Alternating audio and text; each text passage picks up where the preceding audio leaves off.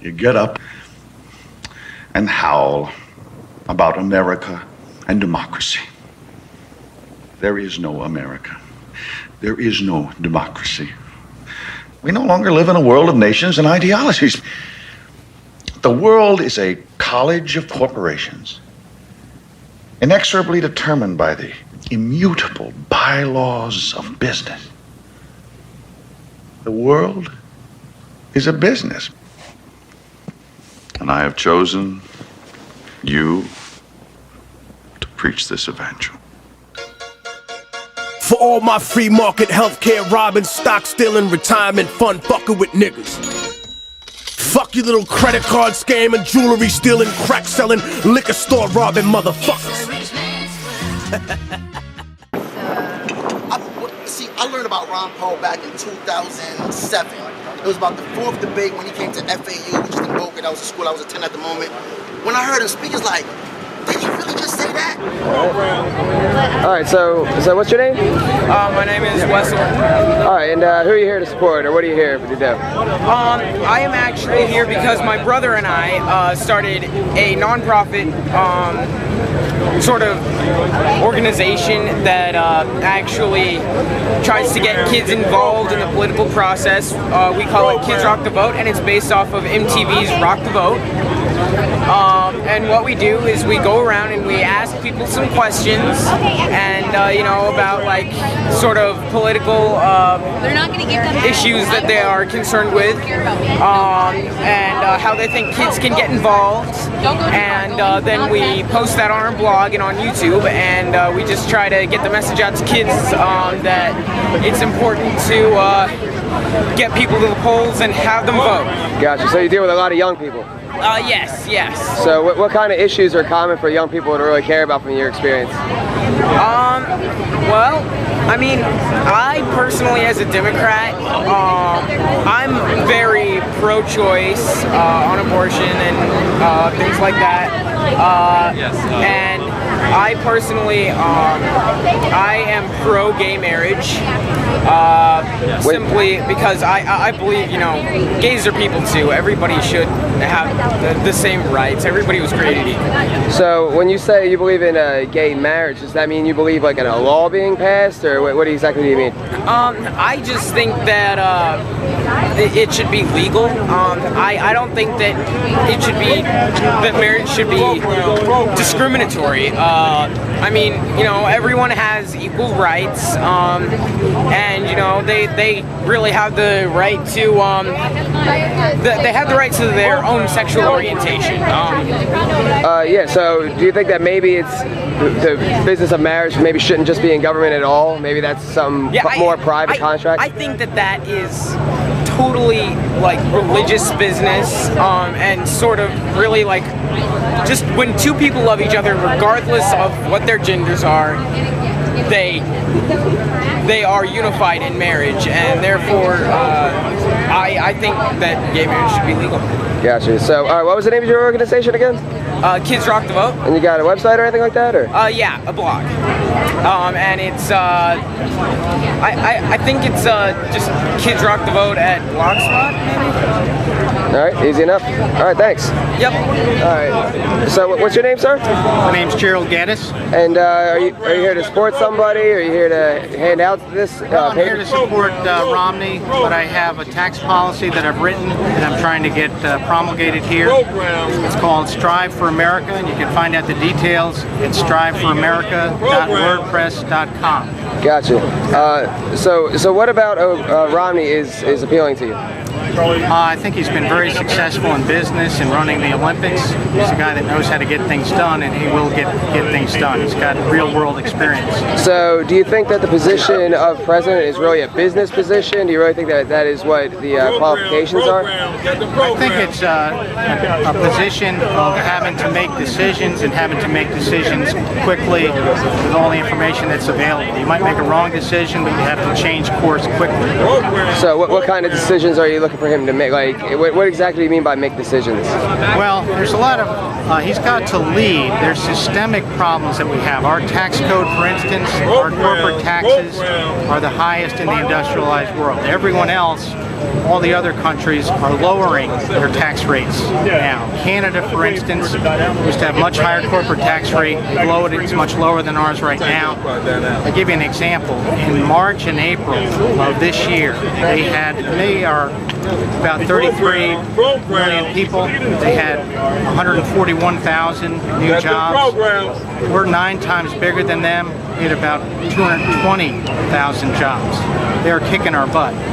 On the Economic Freedom Index, we used to always be ahead of Canada. Now we're 10th in the world, and they're 6th. Europe has been lowering their corporate tax rates. Japan used to be higher. They lowered theirs.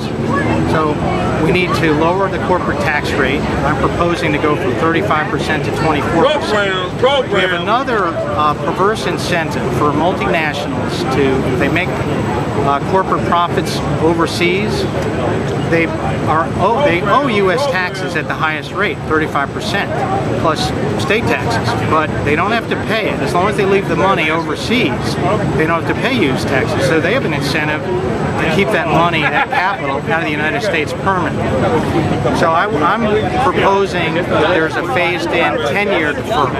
It can't be automatic because that would take too much cash flow for them. It would hurt their business. It would make our multinational companies uncompetitive with other corporations in the world. But 10 years would give them enough time to plan for that cash flow. We would actually collect more money. It's kind of like when you put tuna fish on sale. You don't sell less, you sell more tuna fish. Gotcha. So one thing you could say is that you would like to open up the freedom of people to keep the fruits of their own labor and to spend their money and place the money as they see fit? Yes. Okay, so why uphold a system that uses taxation, which inherently takes that away? Well, government has certain functions that are provided for in the Constitution. National defense. Government is supposed to look at the policies that are going on in each state and recommend the best policies to the states. They're supposed to support a system of justice. We need to have a fair court system, so they have legitimate things to do. Taxes are a necessary evil to fund necessary government functions. We've gotten too much. Too much is being done at the federal level. More needs to be done at the state level. So in principle, you're okay with using violence against people to extort money from them to pay for things that they may not want to pay for? Not violence per se, I guess, but governments are power. We give to government the power to do things that the individuals either cannot do or cannot do efficiently. Government is, in essence, power. It's the power to decide life and death. So do you feel the government's being efficient with our money? Very inefficient. People don't realize how big $1 trillion, $16 trillion is unbelievable. Obama talks about millionaires and billionaires. And I don't think people realize how big a magnitude a billion is over a million. And $1 trillion is a million. The numbers in our deficit are just staggering. It's very irresponsible. I look at Obama as like a kid. I'm a tax preparer. I look at young people coming out of college. They get these teaser rate credit cards. You know, they live high on the hog at 0 rate interest. Well, eventually, those interest rates go to 18%. If you're late on them, they can go as high as 29%. That's the boat that we're in right now. It's acting like someone right out of college without any experience. So do you think it's fair that other people can run up a debt that other people after them are going to have to pay, and then if they don't pay, have violence used against them called the law? I think it's morally corrupt in order to put everything. I mean, if you're going to spend the money, you got to tax it. We shouldn't be spending the money, but it's not fair for the next generations to pay for it. So does somebody have the right to spend money on my behalf without my permission at all? For national defense, they do. To uphold the court systems, they do. There are certain things in government that we have to have. There are certain things that are not efficient to be done by individuals. Even without consent? Even without consent. Giving government is power. Government is, in the essence, power. They have to have the power. There has to be a final arbiter. That's why I don't like Obamacare. The government cannot be the final arbiter. You have to be able to appeal to the government for a decision. So you think that one way or another the government should have the say between you and a doctor in a private contract? No, I'm not saying that at all. So why would you vote for Romney when he wrote up the precursor to Obamacare? Romney is someone that's been very successful in business. When you're president, you have to make decisions. And you have to make quick decisions with all the information that you have. You have to hold the course. You can't change all the incentives all the time, on a whim. You have to stick with plans. Ronald Reagan stick with the plan. When he took office, there was a terrible recession, 1981 and 1982. Unemployment rate got up to 10.3%, but he held the course. He knew that lowering taxes and taking away the disincentives, deregulating, letting the Americans' ingenuity create wealth. He knew that the individual, it's like the markets, a million people making the best decisions for themselves is always going to be better than a few people making decisions for everyone else. Well, work best. my next question would be, under Reagan, wouldn't you say that unemployment went up, the drug war kind of got kicked into high gear, and the result went down? Not unemployment, you're right, I'm sorry. I meant the debt. The debt went up. The drug war was kicked off, restricting our freedoms, so that we might not have gotten some of the same problems as a Democrat president, but government grew nonetheless. Well, he made negotiations, and he took the tax rate down. It was 70% for non-wages. It was 50% for wages. He brought it down all the way to 28%, and there was a trade-off. He made deals with the Democrats. He took away a lot of deductions that people had, but there was also a deal that they would cut costs. The House, Reagan never had the House of Representatives. That's where all spending bills come in. So he made a deal, and the Democrats didn't keep it. That's why the spending went up. But there was a lot more tax revenue that came in under Reagan. So my point being that when we have this thing called government that taxes, and you have a two-party system that seems to perpetually grow, at what point, is it $16 trillion in debt and, a total police state around the city? At what point do we withdraw consent and say maybe we should start taking care of ourselves because these people aren't doing a very good job? We have our Constitution, Declaration of Independence, is the best form of government. We don't always follow to that. We need, like the Tea Party has been a great thing. It will keep the Republican Party to task to do what they're supposed to do. I mean, it's an incentive for people that are in government to want to help their constituents to spend money. So it's natural for the Congress to do that, but the people have to say no. They have to make them hold the line. So can you think of any point in human history where a government has gotten big and out of control and then limited its own power, or investigated itself and found itself to be criminally liable? Well, in 1981, they did with Nixon. I mean, Nixon was found, the Republicans, didn't take Nixon's sides. They didn't support him. He was going to be impeached.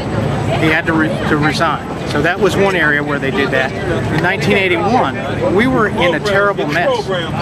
Unemployment in Detroit was 25%. We had inflation that was double-digit. Interest rates were over 20%. The prime rate was over 20%. Mortgages I had a mortgage in 1981 at 18%. That was a terrible time. I mean, it was probably worse than the economic condition that we had in 1988, or excuse me, in 2008. And we had a bad depression in 1981 and 1982, but he stuck with the course. Unemployment went from like 10.3% to 5.2. What was it called? The misery index was like 29%. It went down to, I think it was under 10%. But that was a time when, the Constitution flourished. We need another Reagan. All right, you pointed out Nixon. Sure, he was resigned and found liable in Watergate, but he still got rid of the last remnant of the gold standard and our power to hold the bankers responsible with sound money. So, I mean, even when it's an apparent drop in power, they still get more. They still get more secrecy and power over our money or freedom. With our government system is that we have a system that when you're with the federal budget, there's an incentive for them to spend everything in their budget. because if they don't, they have an automatic cut to it. So there's a perverse incentive at the end of the fiscal year. They're spending like mad. I had a client that used to work in the Navy, and one year to spend their budget, they bought tons of paper, but they didn't really take possession of it. They just moved it from the printing company to a warehouse. And then the next year they said they couldn't do that. They moved the paper to a battleship. I mean, isn't that the craziest thing you've ever heard? But our system of, just, baseline budgeting, where you're always spending more and more, that's got to stop. That's a systemic problem that we have that just has to change. So at what point does it cease being a systemic system and or a systemic problem and start becoming a systemic system that is the problem? At what point is it not individuals that are bad, but intrusive government as a whole that says they have the right to take money from you under force, that says that you don't own your body and that you can't do whatever you want your body under threat of force? At what point do we say that's the problem? We're there now. We're at the tipping point. We cannot spend the rate of money that we're borrowing. We borrow 43 cents on every dollar. This is totally unsustainable. An individual could never get by at spending at these kind of levels. I mean, the federal government can print money, but that's just going to lead to inflation. So you may not pay a higher tax, but you're going to pay a higher tax by more gasoline, by more food, by more housing. So this is the most critical time. We've got to turn this ship around. Now, the program I have, it's called striveforamerica.wordpress.com. It's a systematic plan to totally revise the tax system that we have. The most important thing is, number one, is the corporate tax system. We have the highest corporate tax rate in the world. Did I cover this with you? Yes, at the beginning. Sorry. But that's okay. All right, well, thank you. Thank you. It's not really, I just use that title because I got tired of them attacking Ron Paul and him being a racist, because that's the only thing you can attack him on, not his voting record. Like, come on the news that he's getting it right. We don't blame CNN for all the false stories they put out. Or the New York Times, I'm sorry, here we go.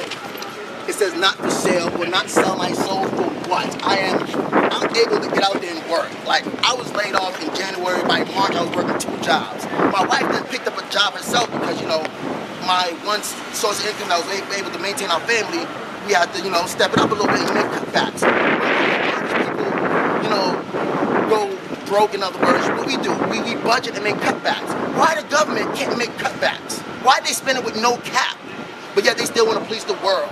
Police the world for what? We can't protect our borders from the Mexicans. But I shouldn't stereotype and criticize the Mexicans because this is what they do. But Mexicans are great people. That's, as I always tell people, our 3rd largest lender. We still borrow money, and drill for oil over there. But don't forget Operation Fast and Furious, where we sell them the guns. Check it out on YouTube. CNN, not CNN, but Wells Fargo and Bank of America launders money through the drug cartel. Because this is the best way to launder money. It's what they do. They've been doing this forever. As I said, we can't blame Obama for the issues that we have going on today. It's not his fault. We can blame him for knowing what the issues are and prolonging them. You ran on change. Change? I don't see no change. Only change I see is a higher deficit, not white people scream reverse racism. For what? I don't know. But it's okay. I'll say power to the people, never the elites, man. Trip for Ron Paul. If I can change, anybody can. All right. Amen. All right, we're just here with a, I don't want to say demonstrator, but somebody who's obviously anti-war. Mind if I see the other side? All right, so what are you doing here, sir? I'm here because the national debt's almost $16 trillion. Okay. I've been writing about this since 1992. This has been a problem for over 30 years. It's going to take 20 years to fix it if they ever decide to get on top of it. You can't make a mess like this and fix it overnight. I agree. So your sign says GOP wars on credit card, Iraq and Afghanistan. Obviously you're against the wars. You ever been in the service? No, I haven't. Most people that have been in the service don't think war is a good idea.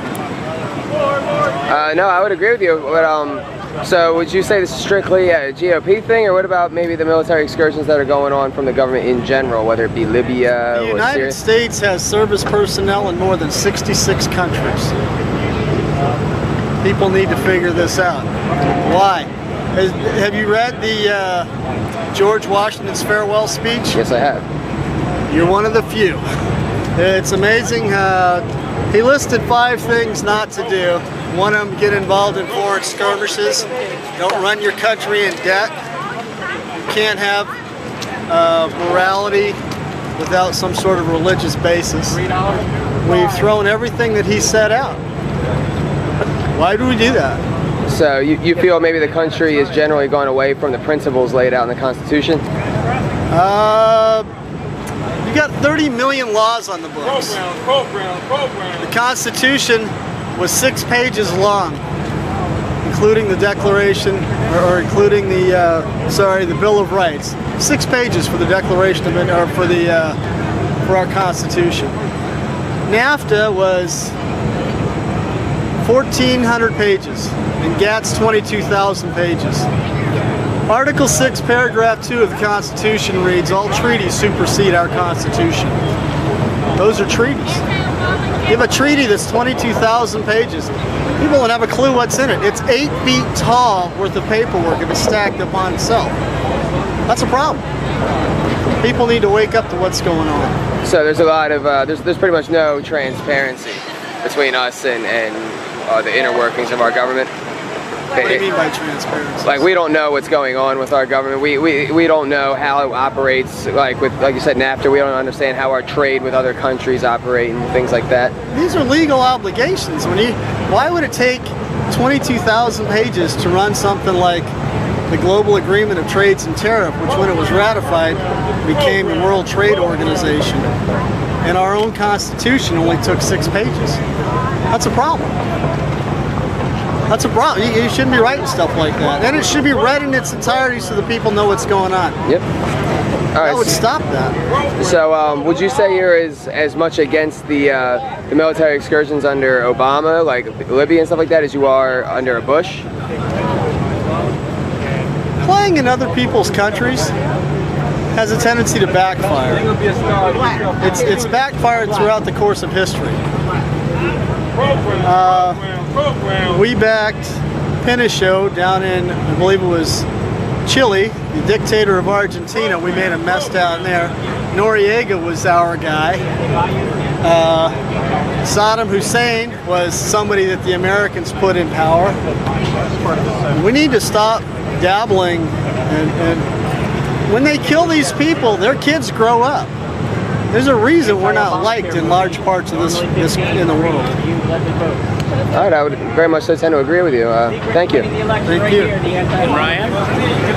Why? Because there's no other option to the future. What about possibly trying to, en masse move third party where there's some principles? No. Why not? Because it detracts from the two major parties. It distorts the election. So the two major party, do you really feel that the two-party system, do you feel that it's viable and is Yes. Productively servicing our people? Yes. How so? Well, because you have two platforms, and you can look at the two platforms and decide what you want to do. If you had a third platform, that would be another issue. But generally speaking, they haven't panned out. They haven't worked. So, do you feel there's a lot of difference between the two parties? Absolutely, fantastic difference, night and day. Can you explain how? Because I feel that that either way we have gotten more bigger government, more taxes, more intrusions into our lives. That's right, I agree 100%. Besides, we're very pro-life, so the life issues, the moral issues, the family, the marriage between one man and one woman, these are all aspects of the platform that we support, and that the other guys on the other side don't take that. We're anti-welfare.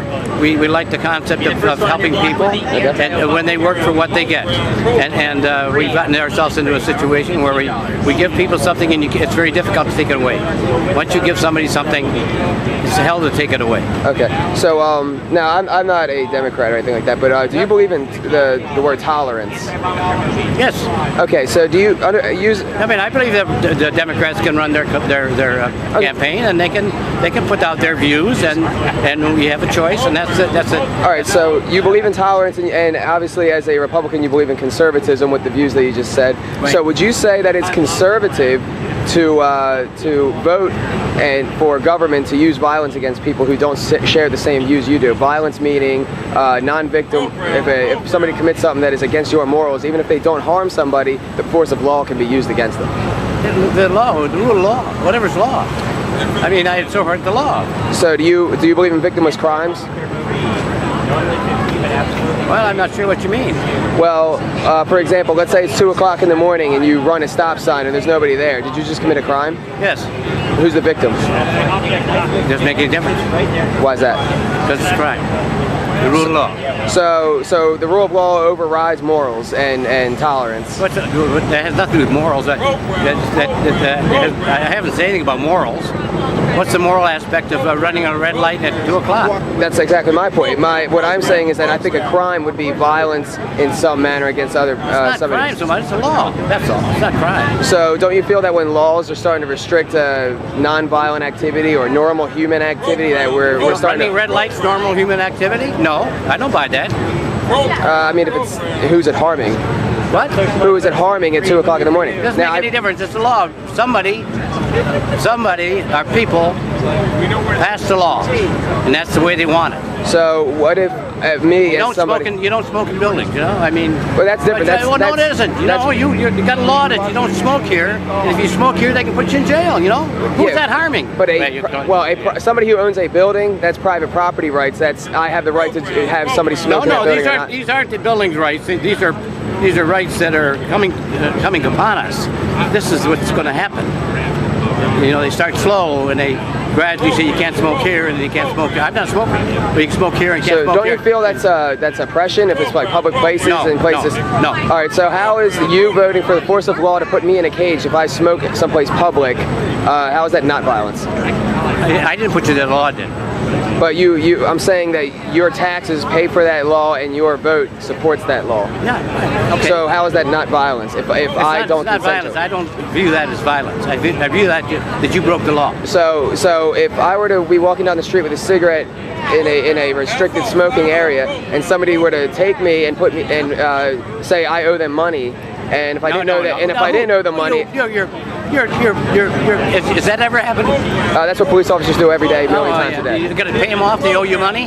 That's what a fine is. Yes. Oh well, the fine. You go to right there. Go to the fine there. I don't know where you're trying to go. You're trying to get me to say something that I'm not. You know, like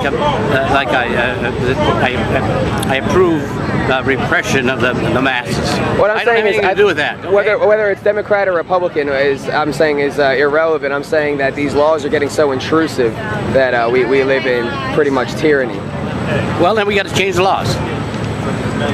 What happened? All right, so change the laws. So meaning we have a vote. Okay, change the laws meaning that we should vote in somebody for smaller government. So my question to that would be: can you point out a time in history ever, whether it be a government, a monarchy, a parliament, whatever have you, that decided to limit its own power once it has gained power over the people? Have you? Can you tell me one? No, and that's a big problem. I'm saying we're not going to get that. No. They don't care about our voices. It's evident, you know, with Libya, with Bush and the wars against Iraq. The problem is that there's obviously going to be things that happen that you're not agree with. So, you know, when you have somebody when you have a list of things that you are supporting, there's probably very few people out there have the same position on those lists all the way down the line. There's no one you're going to find. There's nowhere, even in the parties, the Democratic Party, the Republican Party, or the third party, or whatever. There's nowhere. You know, everybody's going to be. I understand. Disappointed. Yes, I understand. So doesn't that kind of mean that the entire idea of representative government is unviable? No, I like it. I like our government. Whether you like it or not, I like it. Okay, and whether you try to prove that it's not going to work, you're sitting out here and I'm sitting out here, we're talking, and we have a freedom to talk. And I have a freedom to go into that convention. And I have a freedom to vote. And I can go to the church I want to go to church. And I don't need much more than that, okay? And if they want to come along and say you can't smoke here, that's okay with me, because there's enough people that say you can't smoke there. It's not good for health. And my point being, if that's okay with you, then sure, you can voluntarily consent to that. What about the people who don't consent to that, who do smoke and want to smoke a cigarette down the sidewalk that their taxes help pay for? There are places where they can smoke. There are places that are made for them to smoke, and if they don't like it, they can leave the country. So do you believe you don't go to a different country? You go to a different state. If you don't like the laws in the state, you can go to a different state, right? And you know, you can go to a red state. And I don't have to worry about all this crap. Okay. But if I'm in a blue state, I'm fighting everything. So it's the way this country is. So do you own yourself and do you own your body? Yes. So that means nobody else has the right to tell you what you can and cannot do with your body, as long as you're not harming anybody? No. My body's a physical body. So then why do you get the right to tell people they can or cannot smoke down the street with a vote? I don't tell them that. The people tell them. But you vote for that and your taxes pay for Right. that. But then let's not vote about anything. Everything's free. You do anything you want to do. That's what you're trying to say. No, unless... No, you are. Everything you want to do, you can do. Otherwise, you're a tyrannus. Have a nice day. Romney is a draft dodger. He got 4 deportments while Ron Paul was serving his country and putting broken men back together. Alright, so what are you guys doing here? Looking for violence. Looking for protesters. Looking for protesters, okay. What kind of protests? Violent. Violent protesters. Good photography, photojournal violence. So you plan on just photographing? Uh-huh. Okay. Why would you feel the need to commit violence here today? I don't feel... Why would you be looking for a violent protest here today? That makes for a badass picture, that's about it. Pretty Gotcha. much. See how the real side of things are. Gotcha. So you guys don't really have any political affiliation with this place or anything like that? I mean, I do, but I'm just here for photography. Gotcha. I care less about the Republicans. It's all the same, right? It's different names and philosophies, but aside from that. Yeah, pretty much. Alright, that's pretty much what I was getting at, so that's what you're asking. Alright, so what are you here for today? Liberty or death? Liberty or death. What does that mean to you? I really just want to live my life. And I don't really understand, I can't understand any argument against somebody living their own life. Like, I want to live mine, you can live yours. You don't hurt me, I won't hurt you back, and we'll be fine. I just don't understand how you can argue with it. It's like common sense. I was born to live, so let me do it. Nobody voted on a ballot for me to breathe. Why do I have to vote every 4 years to do everything else in my life? Gotcha. So what do you think would be some of the biggest problems in our society today that don't allow you to I think our biggest problem is people doubting other people. I think the reason we're all so dependent on our government and everything is because we automatically assume that everybody around us is irresponsible, lazy, like incapable of helping those around them. They don't want to work, they're like irresponsible, and I just think it's bullshit. So you would say that government involvement in our lives facilitates all kinds of negative behaviors, whether it be laziness or whether it be complacency? Yeah. Okay, so what else? What else is an intrusion to our free society? My little, alright, well, this is why it makes me really angry. My little sister, alright? She'll be 21 in December. She hasn't graduated high school. She has no license, no car. She's only ever worked once for maybe about a month. I have a nephew. Her medical bills are paid for. His medical bills are paid for. She gets she gets food stamps. Her groceries are paid for every month. I have to work my ass off every day. I was run over in October. I almost died. I had to pay my medical bills. As soon as I could hobble around, I was back to working. I have to pay for my own groceries. I don't take a handout. Like, I finished school. That shit was free. It's not that hard. Like, I don't know. I mean, I understand some people need help, but I think we need to leave it up to other people to help them and not the government. Like, you'll get a lot more from me if you ask me for money. Like, if you ask me for $5, than you will if the government takes $5 from you, keeps $4.99 and throws you a penny. Yeah, so what you're saying is that there's a big difference between people voluntarily coming together for exchange and then being extorted through it for the force of law and violence known as government. I think that people will come together and help one another out. We just haven't been put in the position in a long time to have to do it, so everybody just assumes there's already help out there, so I don't have to help you because you got it coming anyways. So what are some things that we can do to kind of increase our freedom in an unfree world? Stop reasoning. Stop being so complacent. Like, I'm tiny, but I really am at the point, like, you get in my way, I might just want to, like, push you the fuck out of my way at this point. I'm frustrated. There's no valid argument for you wanting to be involved in my life unless I ask you to be. So So I think everybody just needs to buck up and start taking responsibility of their own selves. And they can't arrest and throw all of us in jail. They can't put all of the people down. So if we just started doing what we all think of or what we all want and just stop waiting around for somebody to change it because we all would be that somebody, I'm not a nobody, then I think we'd be fine. So you think it kind of comes through self-empowerment and maybe even as a whole circumventing the entire political system and just living as a free man in your personal life? I mean, I might just be an anarchist who doesn't want to live in a barn, so I'm going to be really polite and try what I can until then.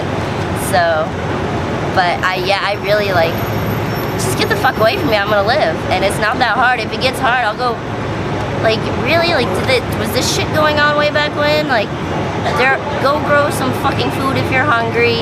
Walk if you need to get somewhere. Like, it's not, you don't have to have cars. We don't have to have fucking McDonald's. You can do stuff for yourself. I know it sounds like really crazy. It's not hard. Yeah, so people's standards have gone up and productivity has gone down. Yeah, pretty much. I would agree. Okay, so you were just telling me that you had a little run-in with the police state down here. The Ponons. So what exactly happened? I was just sitting down over inside of Channelside. I had walked over to man, this gets even worse. I was sitting there and I bought a stupid shirt from the bar. This is their shirt. I was sitting at the boathouse. Just you look like a tourist. The girl money. Gave the girl, didn't look like a Ron Paul supporter, so I don't know why the hell they kicked me out. But I was just sitting there, and next thing you know, 4 cops come over and yell at me to get up out of my chair. Go over to a tree. They take my ID.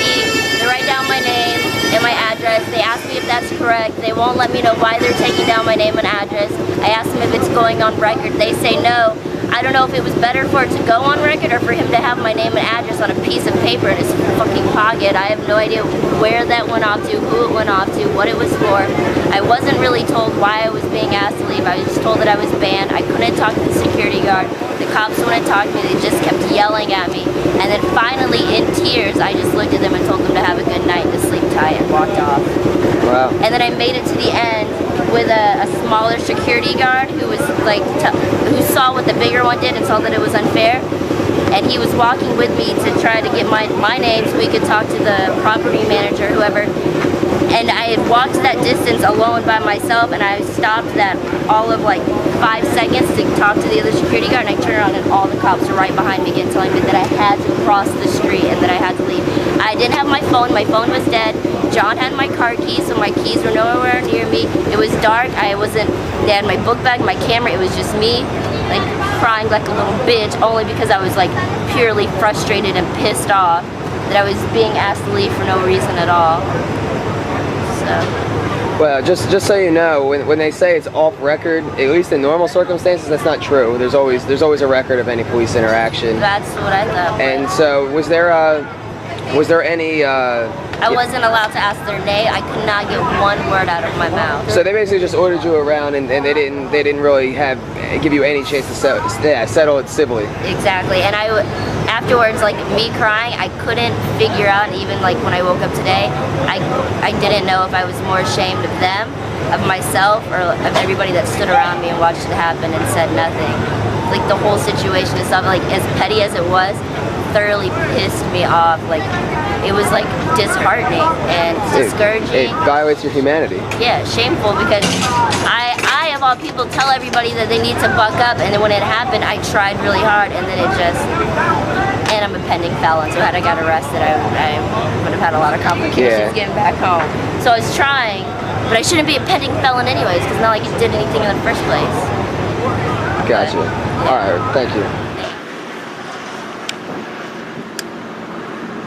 One.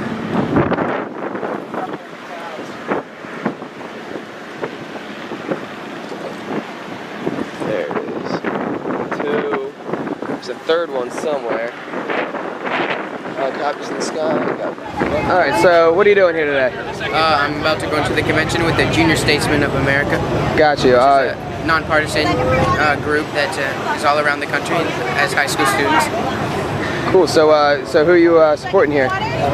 Mitt Romney. Mitt Romney. Mitt Romney? Yeah. Why is that? You get sorry. I support Mitt Romney because I like someone who can lead.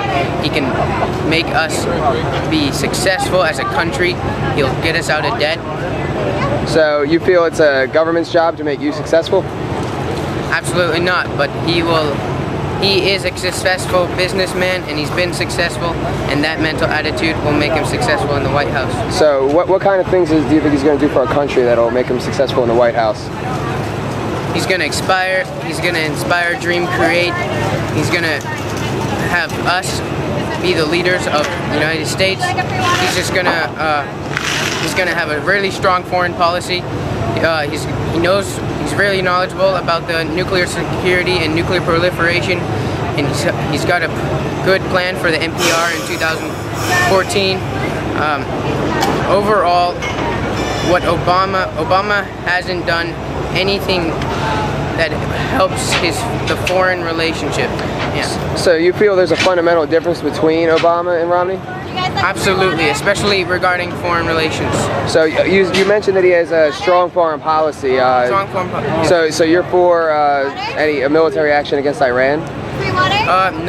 Yes, I believe that we should be talking with Israel more than we do, and then I also think that if Israel feels it's in their best interest to go in and use military force, then we should do that as well. Are you aware of the Israeli lobby? Israeli lobby, yes. Okay, do you understand that we talk very much with them and they have very much control over our foreign policy in Israel right now? Yes. All right, so about Iran, what if I were to have an article on my phone right now that I could show you right now that says the whole wiped off the map, like Ahmadinejad saying that he wants to wipe Israel off the map, that is not true, that is not what he said, it was used for political purposes, and that's not what he wants. Even though just that one instance, it's more of a broader context. It's not just about Ahmadinejad, it's other countries in the Middle East. So why would other countries in the Middle East, why should we attack them?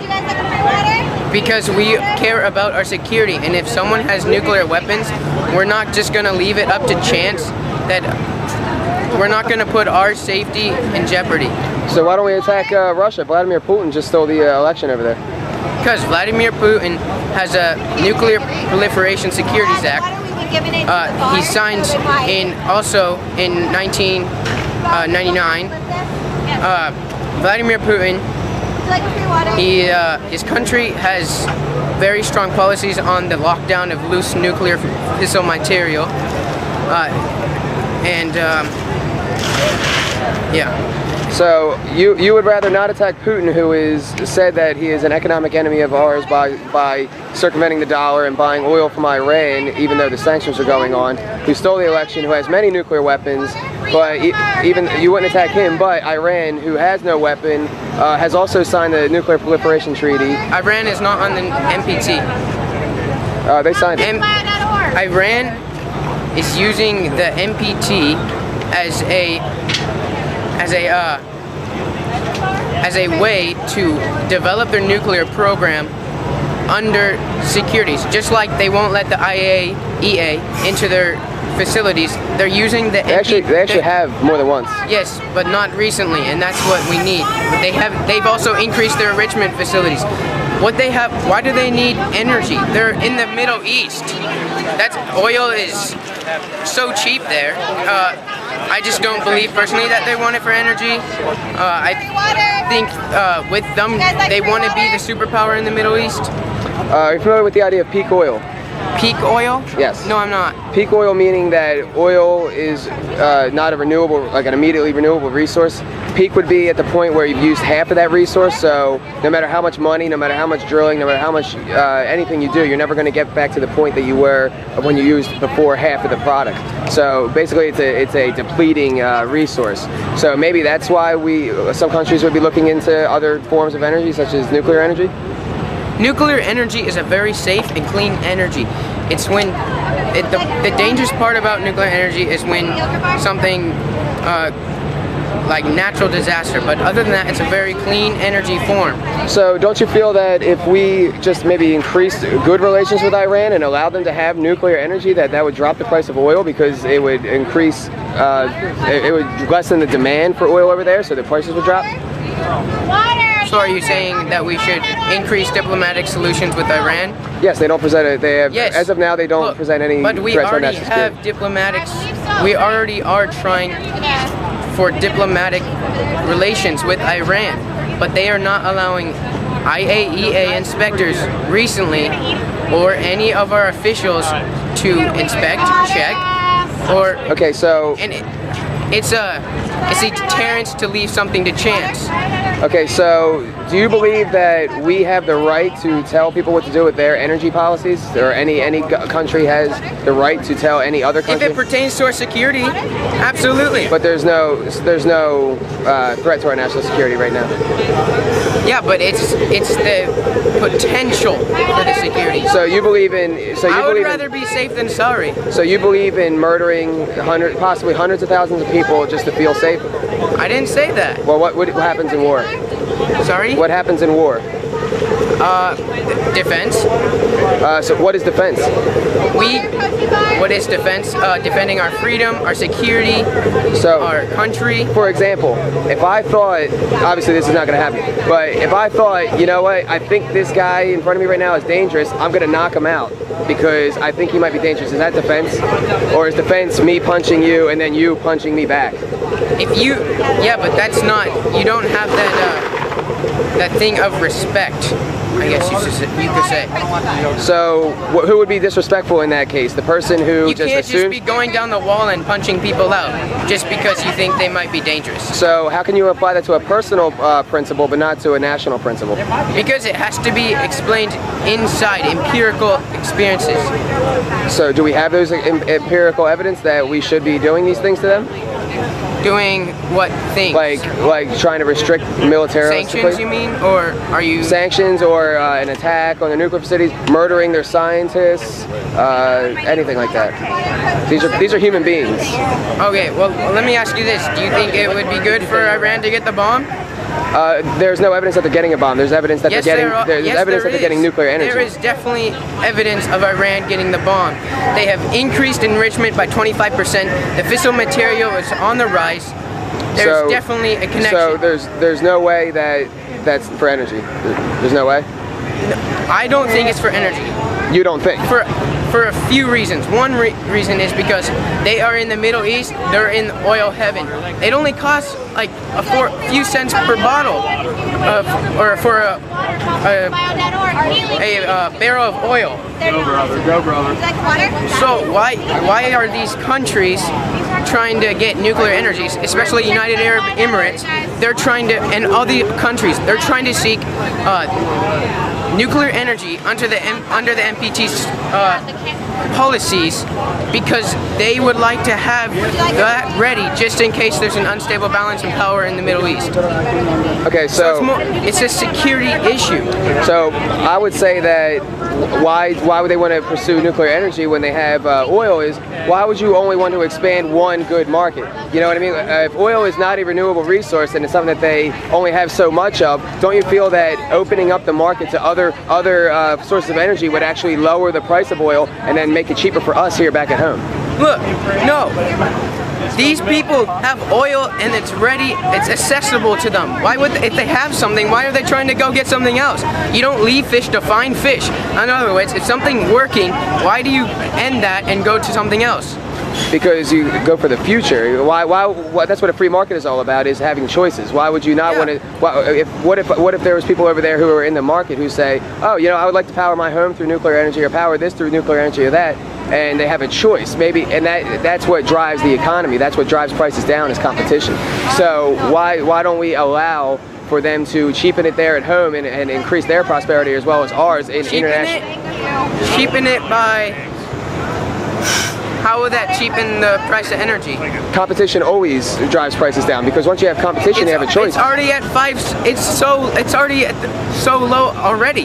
For them, but if you free up that oil for international trade, maybe they can sell it cheaper to us because there's less of a demand, because they're there at home. I'm fine if they want to pursue peaceful purposes through nuclear energy, as long as it's under the Nuclear Proliferation Treaty policies, under IAEA safeguards, and they also signed the 2002 APM Treaty, the NPR, and as long as they're under these nuclear policy. Okay. All right. Well, thank you. All right. How you doing, man? I'm good, thank you. What are you doing here today? Today I want to get in, see Mitt Romney speak, see what he says, and that's going to be the that's going to set the pace for this election. So you're a Romney supporter then? Yeah. Why is that? Well, I'm a Romney supporter. I think he makes sense. He's gone the issues, and I just didn't like what Obama did this for past 4 years. Like the deficit, that's scaring me. The debt, that's bad. So do you think we stand to, like Paul Ryan on there, do you think we stand to do better under his debt or his budget plan that adds trillions of dollars to the debt before there's any cuts? Well, I saw what one administration did. I want to get a new one because I don't like where this one's going. So do you think, I mean, even harking back to the Bush days, you know, do you really think that the things that he's talking about is substantive change? You know, he's talking about bombing Iran and invading Syria, much like the military push from Bush, and not much different than the military push of Obama in Libya and Pakistan and places like that. So what kind of change were you hoping for here? Well, I'm hoping for... Do you have the passwords on the way? No, I don't have one. I'm hoping for something, a president that actually does what he says he does. And none of what I have seen, it's like, from Bush to Obama to this election, I want this country fixed, and I think Romney has it. So, you're aware of all the flip-flops that he's done? Yep. Is that somebody you really think you can trust? Well, I think he's trying to get the middle ground of the voters between the Republican, the hardcore ones, and the moderates, and there has to be some change in his policies, and I think that's alright, as long as he does what he says when he gets into office. Okay, so what about the way that him and his campaign has treated the Ron Paul people? You know, just completely disrespecting them, not including them, pushing their people out of the party, doing everything to disenfranchise their delegates. Is that somebody you think you can trust, you know? Instead of expanding the Republican base, just shunning some new blood, young people like yourself. Yeah, well, Ron Paul, it's like the Tea Party. It's like you have to mediate between those. I guess he chose to do that to keep the hardcore conservatives in there. I'm not sure if that's going to work, but I'm hoping for the best. So hardcore conservatives, typically that just means people who espouse family values and things like that. What's the difference between a big government under a Democrat with social spending and a big government that does that spending to tell you how to act? Well, I would just want a smaller government, and because lower spending, and the increase in government from the past to now, it's been a large increase, and I think we need to move to a smaller one. That's what they're saying. Okay. And Romney, he isn't very conservative. I like him because he's not moderate, but not conservative. He's in the middle. I think right now that's good. All right, and you were saying that we need to reduce spending, reduce size of the government. I would totally agree with you. Can you name one point in history when any government, any dictator, Congress, Parliament has ever attained power and then said, you know what we're doing is wrong, we're gonna give that power back to the people? Back to the people? Well, England, I'm saying their parliament, because they started giving their people more freedom, and while right now their country, they're doing... It's kind of a police state over there. Yeah, but before that, it was going good. You mean when they were the empire and they were taking over everybody, including America and Ireland and Scotland and all these other countries that they were imperialist in? Yeah, but they had a Bill of Rights, and that was innovative back in the time. True, but my question to that would be, even our Constitution or in our Bill of Rights, has that protected us from a overly large, oppressive government growing up around us? Yes, yeah, I think it has. For example, during World War II, when we had a 4-term president. We got that amended into the Constitution and limited. I think our Constitution's not perfect, but it works. So what would you have to say about like things like the NDAA, the Patriot Act, the fact that the Federal Reserve is completely taking money away from the people, just all these basic intrusions in our lives? You know, they can tap our phones, they can kidnap you without charges, just all these very draconian things. What would you say about that? I want that to change with the smaller government that they're promising. And I think if they do follow through on their promise, it's going to get a lot less invasive. Did you know Romney said he would vote for the NDAA? No. Okay. Earlier you said, you know, you want small government and that's why you're voting for Romney. At what point do you think that this is out of the realm of politics and into the realm of we the people to cause these changes? What again? I said, at what point do you feel that the government has gotten so big and is not listening to its people that to cause these changes, to downsize it, we have to take it out of the realm of politics and into the hands of we the people? Well, right now, what we had in the Senate, all the stalemate, all of that, and previously, like, with the corruption of some of the senators, I'm not saying that the system is not working, but there are some bad people, and because of that, the system is not working. And I think that if you get it smaller, you can get it closer to the people, and that's where you get that accountability for. Okay. All right, well, thank you. All right. Gentlemen, how are you? Pretty good. How's it going? Good. So good. Just like you guys. Do you, can you point us in the direction where, like, everybody's gathering at, or? Yeah, where's our free speech zone? So, what are you doing here today? We're trying to get into the convention for the last night to see good old Mitt. You're here for Mitt Romney. We're all kind of here for Mitt Romney, I guess. All right. What's appealing about Mitt Romney? Well, the fact that he's a private sector businessman, I think is a good thing, because if you have a president who doesn't understand the economy, then you're not going to be able to run the economy. I think that's pretty basic logic. And I mean, I like Dr. Paul, but I don't like his chance of getting elected. So I think if everybody just kind of rallies behind Romney, then he's the best chance to beat Obama, which would be ideal. So do you feel it's a president's job to affect or fluctuate or change the economy? I think we should get rid of the Federal Reserve, if that's where you're going with that. Well, Is that where you're going with that? not really. Sort of, but not really. I mean, I think it's his job to let, as much as he can, to let the private sector regulate itself. Okay, so how do you do that? By instituting laws that inherently... Well, lower taxes, like a national sales tax or a flat tax. A national sales tax, probably ideally. Yeah. Lower corporate taxes, limited capital, well, maybe like low capital gains, like Singapore's, and no estate tax. You know, like just like make things easier for people to make investments. And I would agree that we should be entitled to the fruits of our labor, and we shouldn't... It's still income. Just because it comes from an investment doesn't mean, you know... Yeah, I agree. We should be entitled to the fruits of our labor. Yeah. So what would happen if you get the fruits of your labor, but the same guy starts, you know, invading Syria like he said he would like to, starts bombing Iran, and all of the inflation that comes with funding that? What happens to keeping your? What's the point of keeping the fruits of your own labor when you can't buy anything with it because you're inflating it to bomb other countries? Oh, dude, well, yeah, and like that's the problem. That's why, like, I see a lot of, like, in Ron Paul that isn't in the Republican Party, and, like, he's more, like, be friendly neighbor but don't invade. And so I'm hoping that, I mean, I don't think that Romney is going to do too much on that. I just don't think, like, I think that the time for aggressive foreign policy, like in the Bush administration in 2001, that's, people want to distance themselves from that, especially the Republican Party more than anything. So, I mean, I'm not... At this point, the main concern is the economy right now, and Medicare, and like all that, and Social Security reform. And so I think that a bold foreign policy move, I mean, I don't think it'd be in the interest of Romney either, because that's what drives us more into debt, and that's one of our main issues.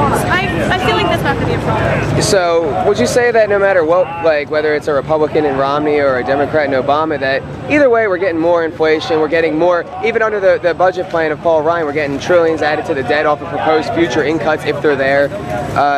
Don't you feel that either way we're getting more big government, more intrusion, more poverty through inflation? And I mean, on Generally less freedom? I mean, I'd rather have less unemployment and more inflation.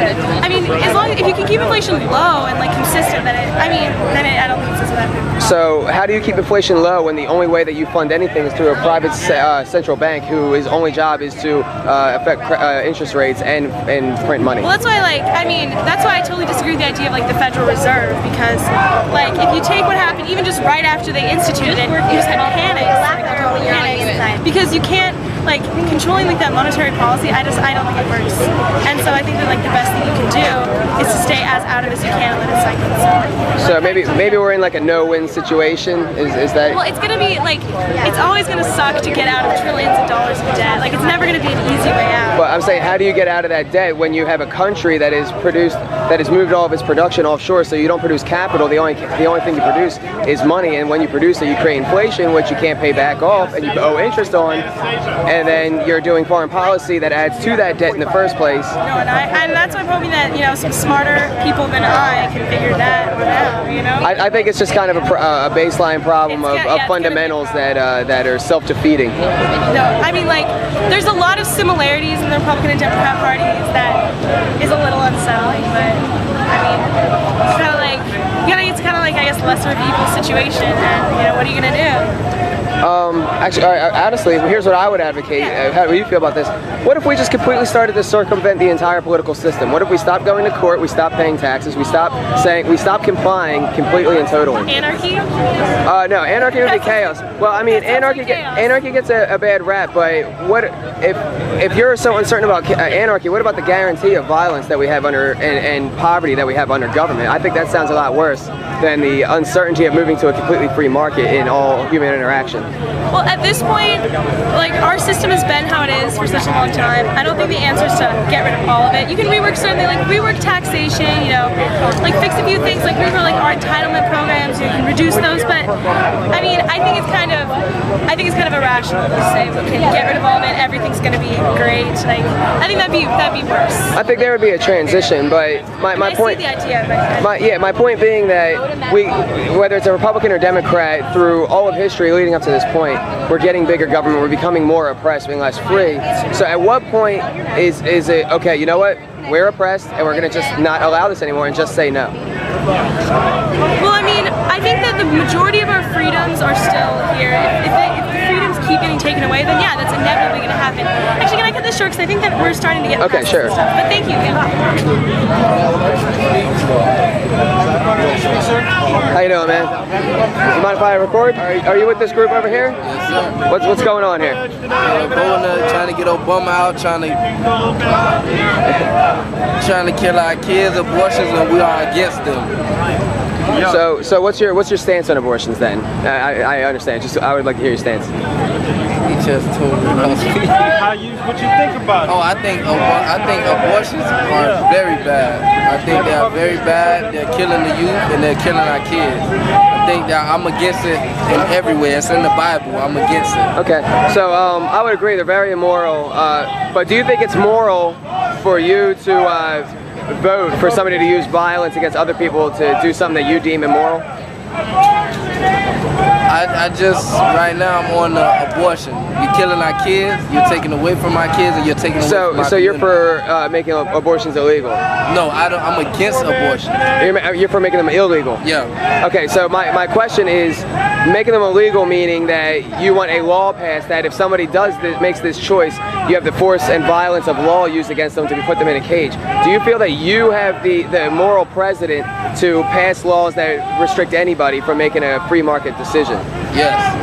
Okay, so you don't think that maybe this could be changed by a societal issue, like changing people's morality of maybe we shouldn't do this because it's wrong, and not uphold a government that facilitates lazy behavior, facilitates inaction and things like that, and that's what's causing the abortion problem?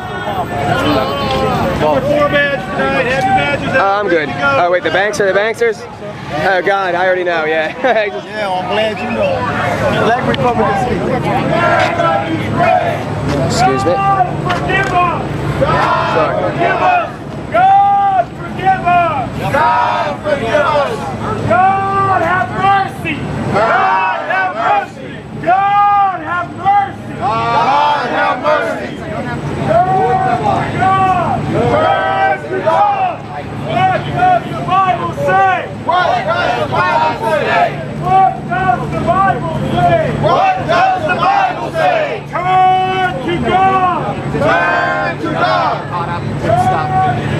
doing, man? Mind if I ask you some questions? Questions. Okay, there's nothing. Okay. We need God! We need God! We need God! We need God! I want to be there at the high point. Don't be a coward! Stand up, Romney! Stand up, Romney! Don't be a coward! Don't be a coward! Out with Obama! Out with Obama! Out with Obama! Yeah, Dana, we should probably disassemble your camera. Out with abortion! Out with abortion! Stand up, Romney! Don't be a coward! Stand up, Romney! Don't be a coward! Don't be a coward! Don't give in! Don't give in! Out with Obama! How you doing, man? Do you mind if I answer some questions? Do you mind if I answer some questions? No, you guys, him. This guy. Man? All right, cool. Thank you. Yeah. The one right down the Okay. How you doing, man? Mind if I answer some questions? Just about what you guys are here for and everything like that? Huh? Just about what you guys are trying to accomplish, stuff like that? Yeah, the point is to get Obama out of office. Obama out of office? Why is that? He is death to America. Are you kidding? Death to America. What particularly is this this little protest about? Hmm? What particularly is this little protest Black conservatives. about? Black conservatives? We're showing that not only old white people are Republicans and conservatives.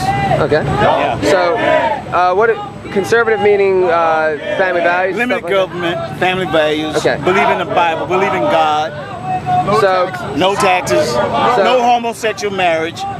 Okay, so no same-sex marriage. So do you feel that it is a conservative principle to use government to achieve these ends through the violence of law? No. Okay, so how? Because I would agree with you. Abortion's very immoral. Gay marriage. It's murder.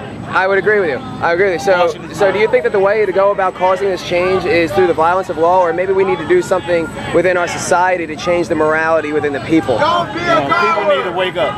Yeah. So do you feel it's okay to use the violence of law against people who make a choice that you do or don't like? Do you feel that it's okay to have to vote for a government that will use violence against these people just because you don't agree with their choices? Well, we have the power to vote. But I mean, in principle, do you feel that's a conservative principle to have the, when you say you want limited government, to then turn around and use big government to oppress people who make choices that you don't like? Stand up, America! That's not conservative? Don't be a coward! You think it's conservative? No, I don't. To oppress people that have different views from you? So don't you want abortion to be illegal and gay marriage to be illegal and stuff like that?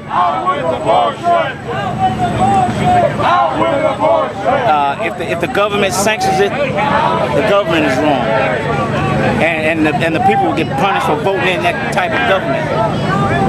Okay. All right. Thank you. Yes, sir. Can I answer some questions? Sure. All right. What are you guys here for?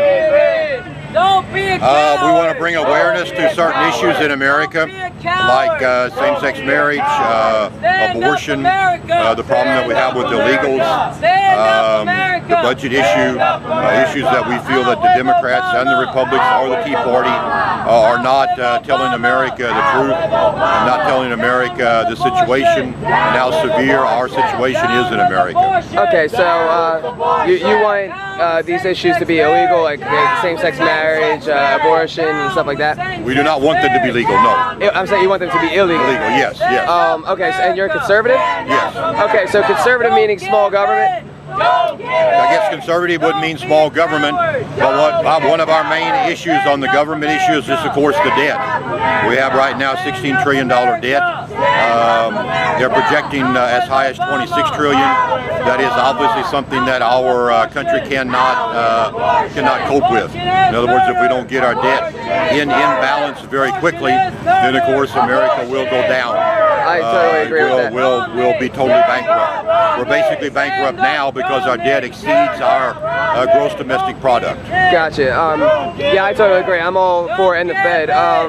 So my question is, as a conservative, somebody who is for small government, do you feel it is a conservative principle to then turn around and ask that government to use the violence of law against people who make choices that you don't want them to make?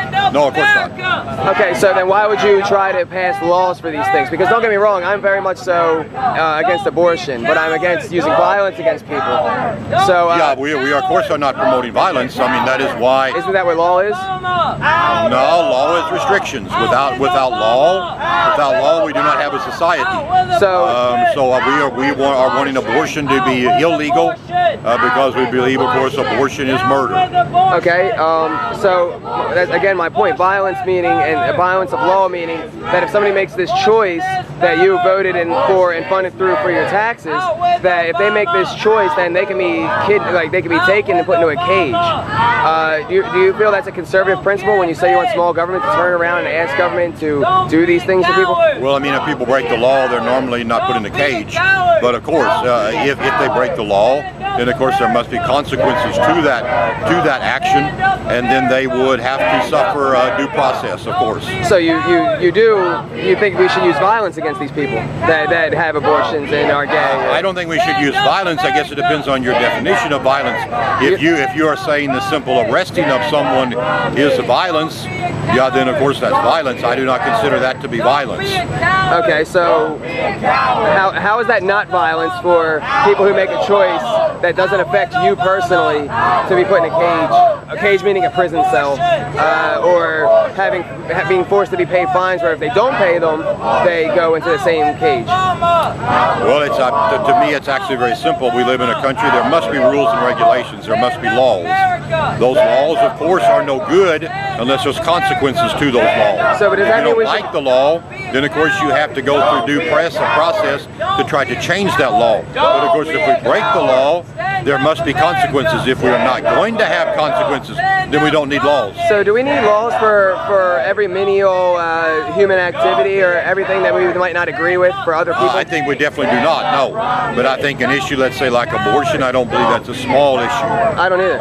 Someone must stand up for the rights of course, the unborn.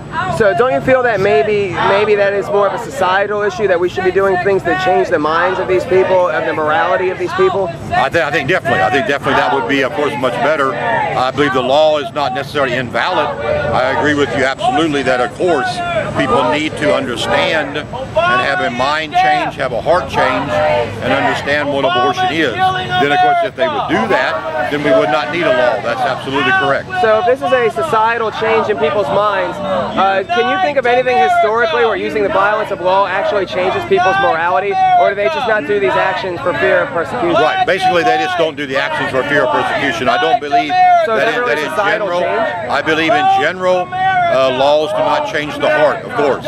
The only thing that changes the heart is the personal conviction. But laws are still at times necessary, because all people are not ruled by a good, positive conviction of heart. And if that is not the case, then of course we do need rules and regulations. Okay, all right, well thank you. Yeah, good. Is there peace a chance? Liberty government! Oh, yeah.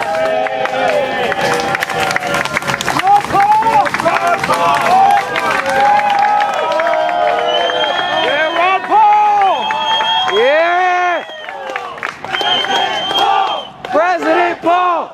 President Paul! President Paul! President Paul! President Paul! President Paul!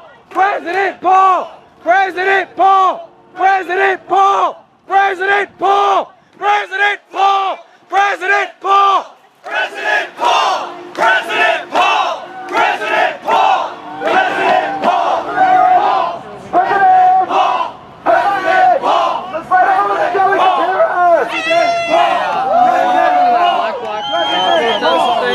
Do you know anything about that? I don't want to be a part of the Black Bloc, but I'll film it. I'm trying to bring people down this group, like, you know. I don't know if we should be associating Ron Paul with Black Bloc.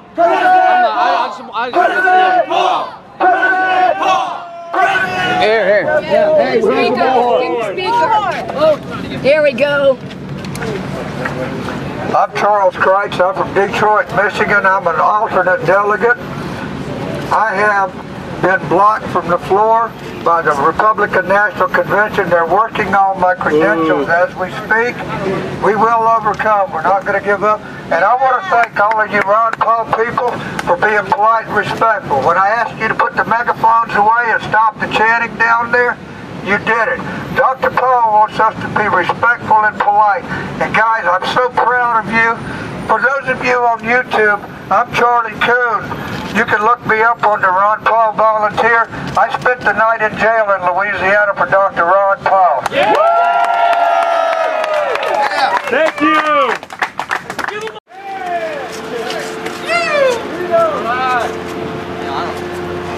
We're getting followed by a lot of cops. Hey, brother, keep on speaking.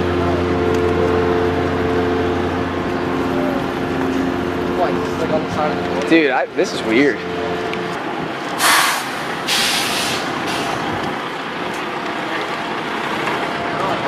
What? I don't like this either. Do you know where they're leading to? It's okay to be there? All right, let's go. We're getting freaked out. Dude, I'm really surprised we're allowed this close, man. This is right around where I got detained the other night. Is it? Dude, the hotel is right next to the fucking building. I'm Ryan. Oh, okay. Oh, dude, hey, what's up? What's up? What was your name? Mike. Mike, good to see you, man. You're in the right place. Yeah. I was kind of nervous, man, how they like closed in behind us and shit. I'm like, what? Yeah, this is what they've been doing all day. They're just kind of escorting people.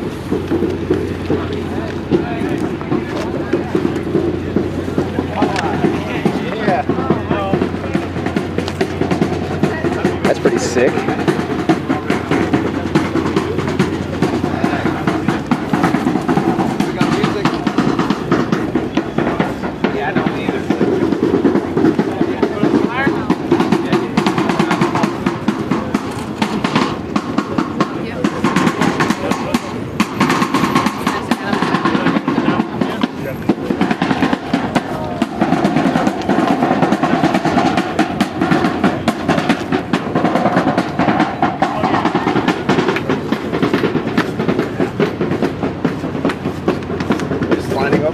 Do you have zip ties? I think people got... I mean, this was done on purpose, so this is almost... Why did we turn into Occupy? If